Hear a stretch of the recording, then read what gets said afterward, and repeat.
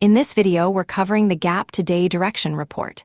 In this report, we're looking specifically at the Nasdaq 100 over the last 6 months. So what does this report measure? Every session can open with a gap, up or down from the prior close.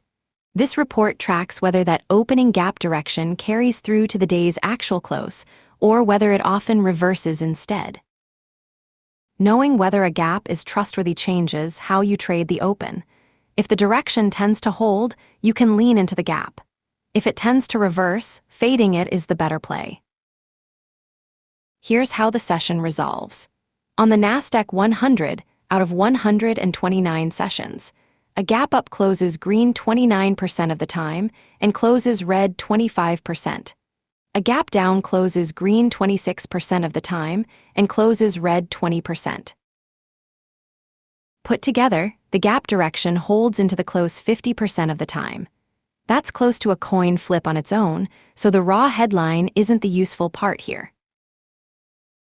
Every condition below is ranked the same way: strong edge, edge, or coin flip, based on how much it actually shifts the odds.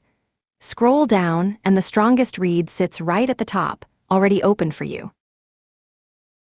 The strongest edge here is by weekday. Wednesday is the cleanest day, holding 62% of the time. The rest of the week runs much weaker, from 35 up to 54%. There's also a modest edge by gap type. After a gap up, the day resolves the same direction 54% of the time. And a similar edge by yesterday's color. After a green day, the odds tilt to 54% as well. Gap size on its own doesn't matter much. It's marked coin flip, sitting right around 50% regardless of how big the gap is. So here's how you use it. Don't trade the raw gap direction by itself, since on its own it's close to a coin flip.